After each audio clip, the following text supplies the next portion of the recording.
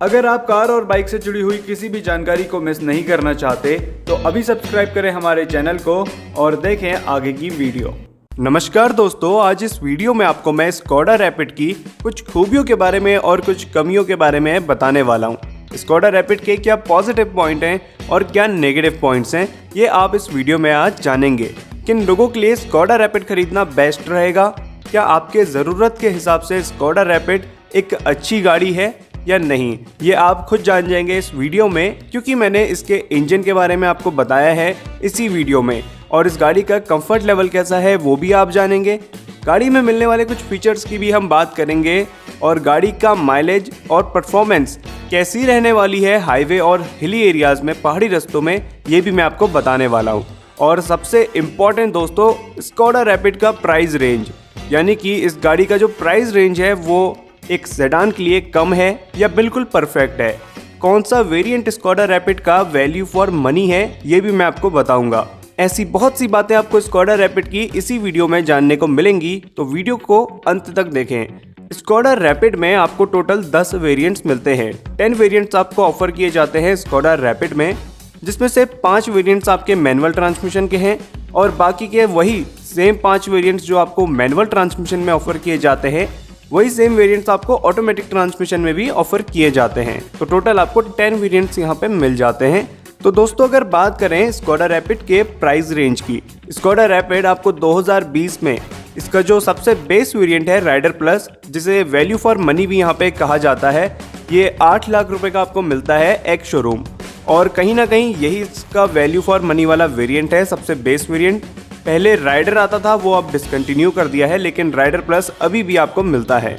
तो दोस्तों, इसकी जो शुरुआती कीमत है वो 8 लाख रुपए से लेके जाती है 11,80,000 रुपये तक।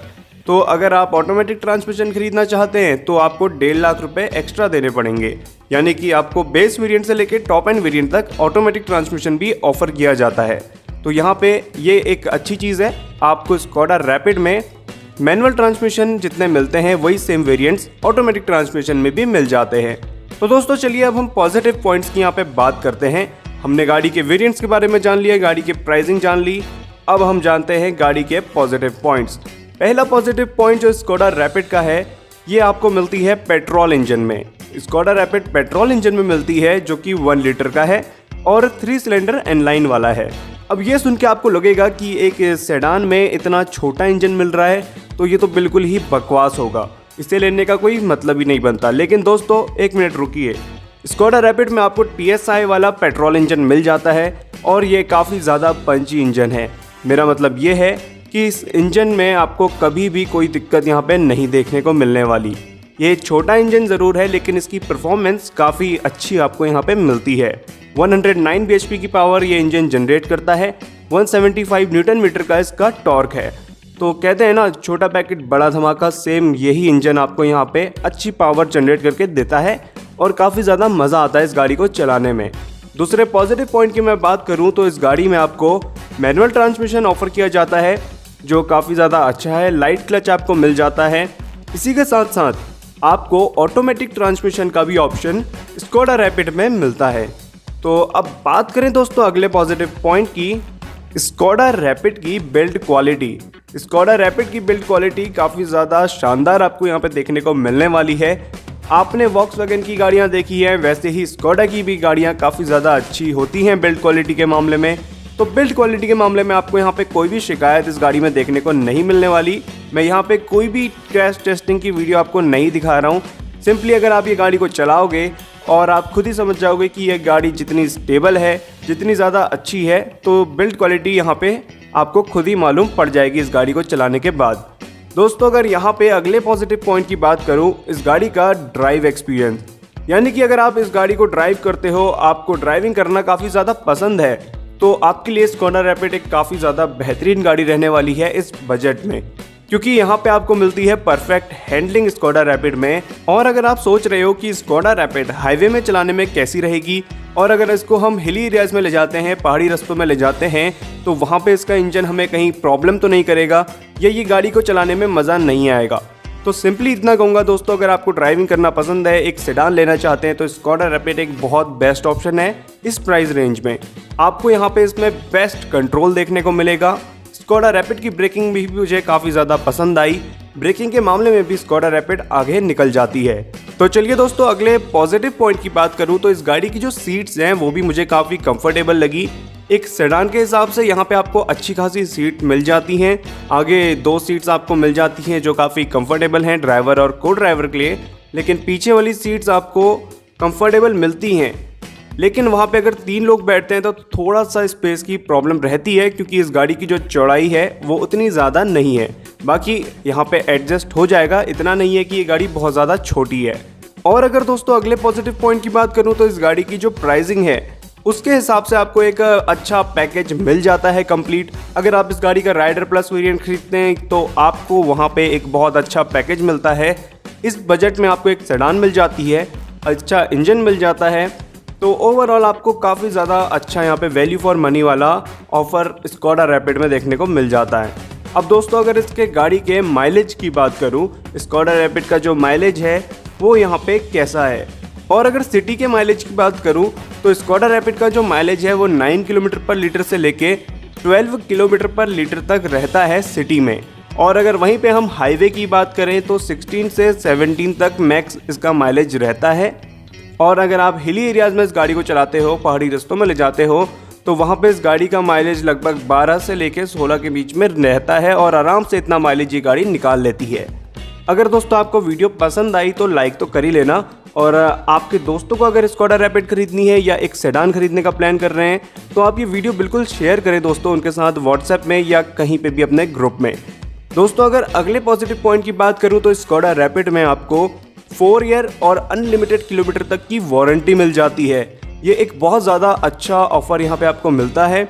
स्टैंडर्ड वारंटी है जिसके लिए आपको कोई भी एक्स्ट्रा पे यहाँ पे नहीं करना, और अगर आप चाहते हैं तो एक्सटेंडेड वारंटी भी ले सकते हैं, तो आपकी वारंटी 4 से 6 साल की आपको मिल जाएगी। अगर दोस्तों यहाँ पे आप नेगेटिव पॉइंट्स की बात करें, गाड़ी की क्या कमियां हैं वो मैं आपको बताऊं तो स्कोडा रैपिड में कमियां भी हैं। सबसे पहली कमी जो मुझे लगती है वो कहीं ना कहीं सर्विस के मामले में है। स्कोडा रैपिड को अगर आप ये सोच के ले रहे हो कि इस गाड़ी में जो खर्चे हैं वो काफ़ी ज़्यादा कम हैं, तो कहीं ना कहीं आप सही हो और कहीं ना कहीं गलत हो। क्योंकि अगर आप इसकी नॉर्मल बेसिक सर्विसिंग के लिए जाते हो जिसमें ऑयल चेंज या नॉर्मल चीज़ें होती है, तो वो कम से कम आपकी 3 से लेके 6,000 के बीच में इजीली हो जाती है। और वहीं पे अगर स्कोडा रैपिड में आपकी कोई मेजर पार्ट डैमेज है, उसको चेंज करवाना है, तो वहाँ पे थोड़ा खर्चा आपका मोटा ज़रूर होने वाला है। तो दोस्तों ये बात ज़रूर ध्यान में रखो, अगर आप स्कोडा रैपिड खरीदना चाहते हो तो आपके सिटी में इसका सर्विस सेंटर अच्छा होना चाहिए। तो इसके लिए आप पता कर लेना कि आपके सिटी में जो सर्विस सेंटर है स्कोडा का वो कैसा है, वहाँ का स्टाफ कैसा है, वहाँ पे आपको सर्विस अच्छी मिलेगी या नहीं मिलेगी। साथ ही में अगर वहाँ पे आपको सर्विस नहीं मिलती और स्कोडा की गाड़ियाँ काफ़ी कम हैं तो आपकी जो रीसेल वैल्यू है वो काफ़ी ज़्यादा कम आपको मिलने वाली है। तो ये आपके लिए कहीं ना कहीं एक नुकसान रह सकता है। दोस्तों अगर यहाँ पे अगले नेगेटिव पॉइंट की मैं बात करूँ तो स्कोडा रैपिड में आपको बहुत ज़्यादा फीचर्स ऑफर नहीं किए जाते। स्कोडा रैपिड में अगर आप इसका टॉप एंड वेरिएंट भी खरीद रहे हो तो वहाँ पे आपको सनरूफ जैसे फीचर ऑफर नहीं किए जाते, पुश स्टार्ट बटन जैसे फीचर ऑफर नहीं किए जाते, और ऐसे ही काफ़ी फीचर्स आपको ऑफर नहीं किए जाते। और ऐसे ही अगर हम इंटीरियर की बात करें तो वो भी आपको उतना ज़्यादा कुछ खास नहीं मिलता। ये भी एक नेगेटिव पॉइंट है इस गाड़ी का कि इस गाड़ी का जो इंटीरियर है उसे अपग्रेड करना चाहिए, स्कोडा को थोड़ा और ज़्यादा प्रीमियम बनाना चाहिए। मेरे अकॉर्डिंग ये काफ़ी ज़्यादा डल है और कहीं ना कहीं जो फिट एंड फिनिश है वो आपको अच्छी मिलती है। तो स्कोडा को अभी अपग्रेड करने की ज़रूरत है अपनी स्कोडा रैपिड में, क्योंकि यहाँ पे अगर आपका इंटीरियर और ज़्यादा अच्छा बन सकता है तो वो एक बेस्ट चीज़ रहेगी। साथ ही मैं फीचर्स की बात कर रहा था, अब सेफ्टी की बात करूँ तो कहीं ना कहीं वो भी एक नेगेटिव पॉइंट है। गाड़ी की बिल्ड क्वालिटी अच्छी है लेकिन आपको इसमें सिर्फ 2 एयरबैग ऑफर किए जाते हैं। अगर आप बेस वेरिएंट खरीद रहे हो तब भी आपको 2 एयरबैग मिलते हैं, लेकिन अगर आप टॉप एंड वेरिएंट खरीद रहे हो स्कोडा रैपिड का तो वहाँ पे भी आपको सिर्फ 2 एयरबैग ही ऑफर किए जाते हैं, जो इस प्राइस रेंज के हिसाब से काफ़ी गलत चीज़ है। आपको लगभग इस गाड़ी के बेस वेरिएंट में 4 एयरबैग और टॉप एंड वेरिएंट में 6 एयरबैग तो देने ही चाहिए थे। दोस्तों अगर यहाँ पे एक और नेगेटिव पॉइंट की मैं बात करूँ जो काफ़ी लोगों के लिए हो सकता है और कुछ लोगों के लिए नहीं होगा, स्कोडा रैपिड में आपको डीजल इंजन ऑफर नहीं किया जाता। तो दोस्तों इस बारे में आपकी राय क्या है कि आपको स्कोडा रैपिड में डीजल इंजन मिलना चाहिए या नहीं मिलना चाहिए? एक बार अपने सजेशन बिल्कुल हमें यहाँ पे दे कमेंट बॉक्स में। और दोस्तों अगर अगले नेगेटिव पॉइंट की बात करूँ तो ये आपको भी ज़रूर फील होगा, इस गाड़ी में आपको उतना ज़्यादा स्पेस देखने को नहीं मिलता। ये गाड़ी एक सेडान सेगमेंट की ज़रूर है, लेकिन सिंपल ये बोलूँ तो ये गाड़ी बहुत ज़्यादा स्पेशियस आपको देखने को नहीं मिलने वाली। स्कोडा रैपिड का जो हेडरूम है वो भी आपको उतना ज़्यादा अच्छा नहीं मिलता, और अगर आपकी हाइट ज़्यादा है तो ये चीज़ आपको बिल्कुल फील होगी।